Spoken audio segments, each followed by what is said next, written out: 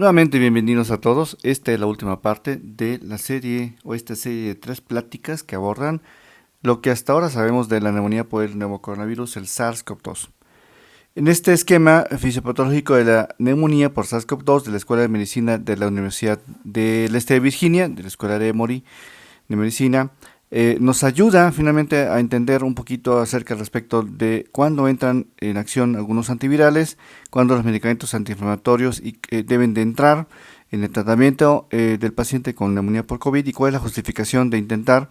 ofrecer estos medicamentos en diferentes escenarios. Al momento no contamos con ningún medicamento que evite la infección grave o limite la entrada del virus, limite su progresión o cure la enfermedad, por lo que escucharán que muchos medicamentos salen y entran dentro del esquema de acuerdo a la evidencia científica, la cual está cambiando constantemente.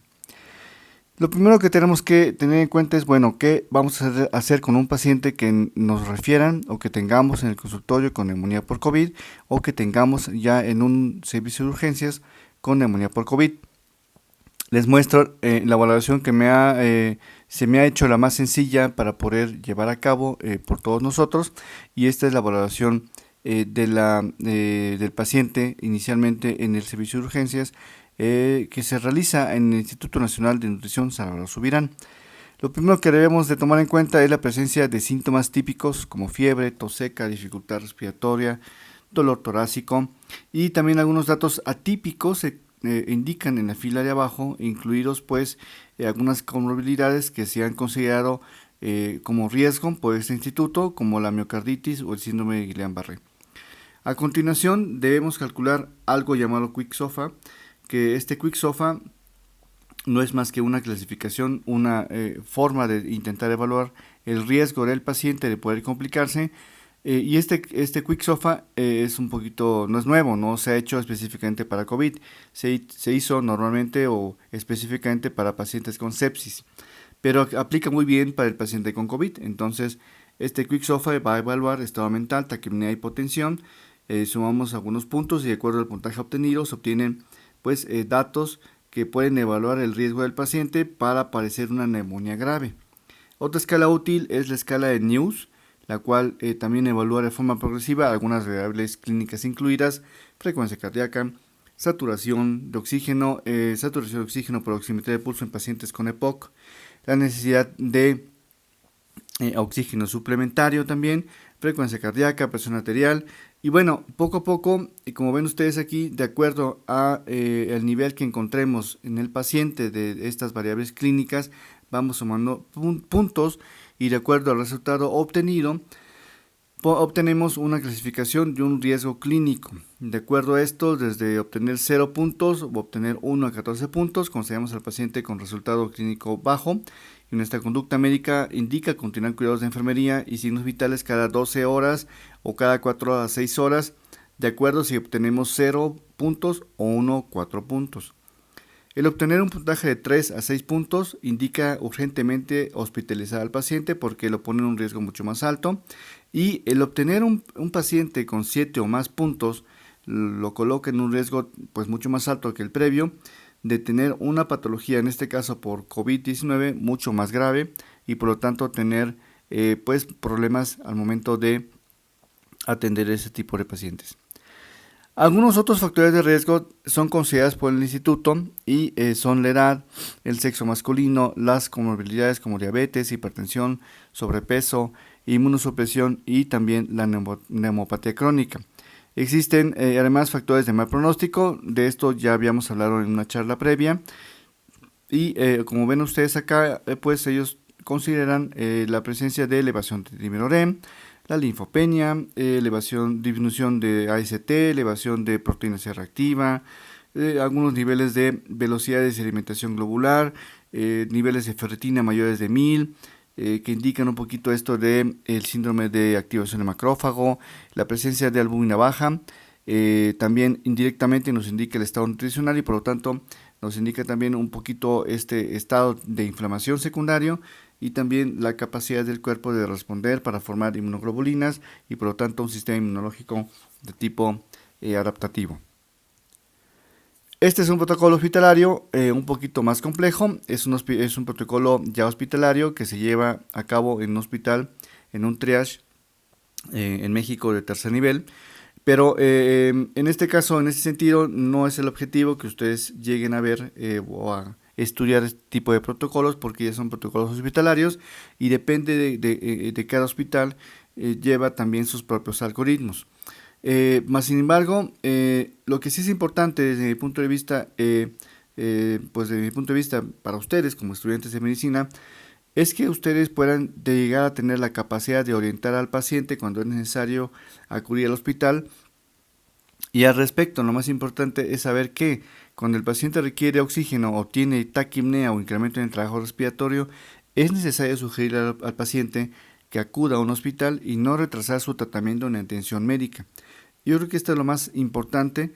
que ustedes pueden hacer en algún momento dado para orientar a sus pacientes al respecto de esta nueva neumonía por COVID. Si no tienen datos de severidad, es posible que el paciente pues se encuentre dentro de estos 78% que tendrán síntomas muy leves, pasará el tiempo de incubación de síntomas y no habrá ningún otro problema. Pero siempre y cuando exista algún problema de saturación, de taquicardia, taquipnea y también incremento en el trabajo respiratorio, entonces en ese momento lo más conveniente para nosotros es indicarle a ellos, ¿sabes qué? Tienes que ir al hospital, tienes que buscar atención médica, no retrasarla, no te quedes en casa. Y también nosotros como médicos no tendríamos por qué intentar retrasar este egreso, este traslado al hospital, intentando administrar algunos medicamentos de los cuales hablaremos en un momento más. Estas son algunas opciones terapéuticas consideradas por la CDC en Estados Unidos para el manejo médico en el escenario ambulatorio. Se debe considerar que estos tratamientos no están avalados por todos los gobiernos y por lo tanto no en todos los países ni en todos los entornos están disponibles.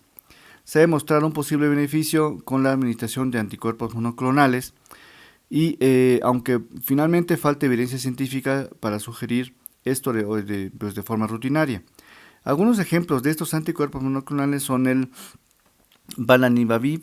y la combinación de Caricivimab y también de otro medicamento que se llama Indevimab. Estos medicamentos son anticuerpos monoclonales que se están actualmente utilizando y como ven para ello se necesita un protocolo muy específico de aplicación, incluido que el paciente pues tenga algunas pues situaciones especiales como no requerir hospitalización, es decir, se utilizan a nivel ambulatorio,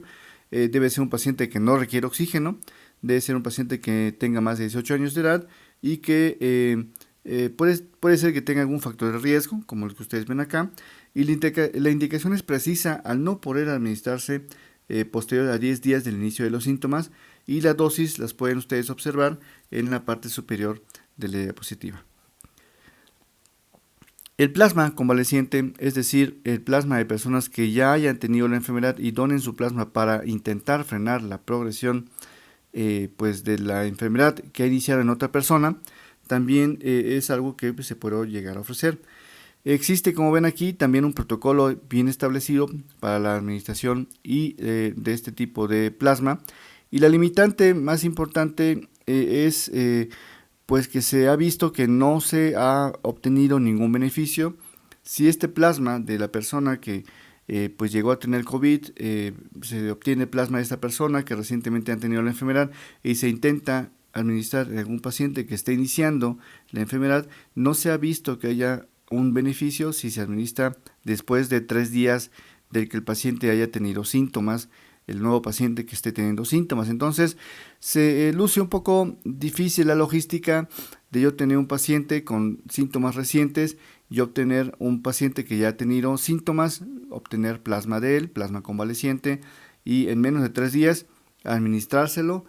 a este paciente con síntomas nuevos, ¿verdad? Que está iniciando con la sintomatología. Luce un poquito difícil administrárselo antes de 72 horas, sobre todo en un entorno no hospitalario. Para esto se necesita realmente un entorno hospitalario y por lo tanto, aunque se puede ofrecer, luce entonces complicado llegar a hacerlo. Los datos que se han ofrecido acerca del uso de la colchicina al momento no han demostrado reducción en la hospitalización, ni tampoco en el riesgo de intubación, ni tampoco en el riesgo de mortalidad, ni tampoco han reducido pues nada de esto. Lo que sí es que han incrementado el riesgo de que se pueda incrementar pues el riesgo de una tromboembolia pulmonar, que pues no queremos, y esto pues lleva muchas veces a considerar no usar este tipo de medicamentos. Al respecto de la hidroxicloroquina, utilizado en todo el mundo y en nuestro país, en México, se utilizó como medicamento de batalla al principio de la pandemia, pues ya demostró que no mejora la mortalidad y por lo tanto no es adecuado utilizarlo, y por lo tanto se ha dejado de administrar o se ha dejado de indicar. Por otro lado, tenemos otros medicamentos como la ivermectina, que esta actualmente incluso está ya desestimada el uso, ¿verdad? Incluso por la propia farmacéutica. Hace no más de 3-4 semanas, en febrero de 2021, la farmacéutica Merck emitió una carta en la que desestimó el uso de la ivermectina como tratamiento para el COVID, indicando que no tenía ninguna utilidad y por lo tanto pues bueno, ya no se utiliza, ¿verdad? Se utilizó muchísimo, actualmente no tiene ningún uso realmente terapéutico, aunque ustedes verán que este tipo de medicamentos aún todavía se siguen indicando en el medio ambulatorio. Es importante que con la información que tenemos al día de hoy, destacar que pues finalmente está proscrito, ven ustedes aquí está proscrito el uso de algún esteroide, bien, o de anticoagulación en cualquier entorno ambulatorio. Este tipo de manejos, esteroides, anticoagulación, se utilizan en hospital. Está hecho para pacientes que requieran oxígeno suplementario, que tengan algún tipo de distrés respiratorio o algún grado de distrés respiratorio. No conviene indicar esteroides o anticoagulación en el paciente ambulatorio porque solamente se ha demostrado que retrasamos el manejo médico. Al respecto de la vitamina D y la vitamina, y el zinc, pues no hay información actualmente que indique la gravedad, pero siguen corriendo estudios que nos van a dar más información al respecto. Algunos otros medicamentos, como los inhibidores de las proteasas, como el lopinavir y ritonavir, que es una combinación de medicamentos que se utilizan normalmente en el VIH, no ha demostrado reducir tampoco la mortalidad en los pacientes con COVID, esto a 28 días. Y el único medicamento que hasta ahora está autorizado tanto por la CDC como por la COFEPRIS en México y solamente en el medio hospitalario para el manejo del SARS-CoV-2 es el Remdesivir. Y como es un medicamento hospitalario, en este momento no voy a abordar más acerca del medicamento. Existen otros medicamentos como el anticuerpo dirigido contra interleucina 6, el tocilizumab, con resultados controvertidos. Sin embargo, algunos estudios como el Convacta o el Empacta pues no demostraron la reducción en la mortalidad ni tampoco reducción en la necesidad de apoyo ventilatorio en pacientes hospitalizados. No así el hecho, por ejemplo, de este otro estudio, el estudio REMAPCAP. Este estudio encontraron que el uso de receptores de interleucina 6 como el tocilizumab o el sarilumab, pues realmente en este estudio demuestran lo contrario, mejoraron el desenlace, incluida la sobrevida en pacientes graves hospitalizados y por lo tanto la conducta respecto de estos medicamentos todavía es controvertida. El protocolo para el manejo de pacientes con COVID en el caso de hospital pues implica la intubación, utilizar parámetros ventilatorios protectores pulmonares, utilizar incluso una ventilación pues de tipo prona, es decir, ventilación mecánica con el paciente boca abajo. Y estos objetivos ya no son parte de la plática, en este caso plática básica para médico, de estudiante de medicina. Y ven ustedes aquí como los únicos medicamentos con evidencia científica para ser utilizados, e incluso nuevamente insisto, en el medio hospitalario, es la dexametasona, que mejora la sobrevida de pacientes al reducir la inflamación, y la enoxaparina, utilizada como un anticoagulante para evitar este fenómeno de trombosis que platicábamos al principio de la fisiopatología de la enfermedad. El único medicamento antiviral que correspondería a nuestra área de infectología es el Remdesivir y pues finalmente este solo se utiliza a nivel de medio hospitalario. El mundo sigue buscando una respuesta y opciones terapéuticas. La melatonina tiene un potencial para mejorar la sobrevida y la enfermedad, pero se necesitan más estudios que avalen dicha información científica y por lo tanto no se ha establecido una conducta terapéutica de si utilizarla o no utilizarla.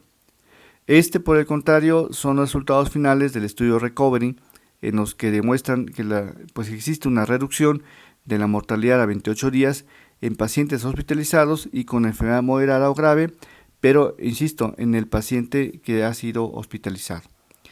El monopiravir es una promesa que ha salido apenas recientemente en una noticia, esto en marzo de 2021, y que ha demostrado en estudios iniciales en fase 1 y fase 2 clínicos eliminar al SARS-CoV-2 de la nasofaringe en 49 pacientes. Los resultados de este tipo de medicamentos, el monopiravir, se esperan a finales de 2021, es decir, a principios de 2022, y es posible que entonces a finales de este año tengamos ya algún medicamento que podamos utilizar para curar el virus, es decir, para evitar la entrada del virus a la nasofaringe, a nuestra vía aérea respiratoria, y esto evite entonces la progresión y la aparición de la enfermedad, pero tendremos que esperar a que estos resultados pues se den finalmente a finales de este año. En la industria farmacéutica podrán encontrar muchísimos más medicamentos. Yo nada más les menciono aquí dos, el monopiravir y este otro medicamento que es el Opaganib. Y finalmente también se encuentra en una fase clínica 2 y ya ha demostrado reducir el requerimiento de oxígeno a 14 días en el paciente hospitalizado, pero también hay que esperar a que pues existan mayores datos, y los datos acerca del Opaganib, este medicamento que aparentemente en combinación con el monopiravir pudiera en un momento dado dar la cura a esta neumonía por COVID, pues faltan estudios que corroboren y que finalmente nos hagan pensar y poner este tipo de medicamentos en la primera línea de tratamiento. Pues bien, esta neumonía nos ha puesto a todos a prueba. Espero que la información aquí sustentada ayude en su próxima práctica clínica y nos vemos en clase para resolver dudas y preguntas.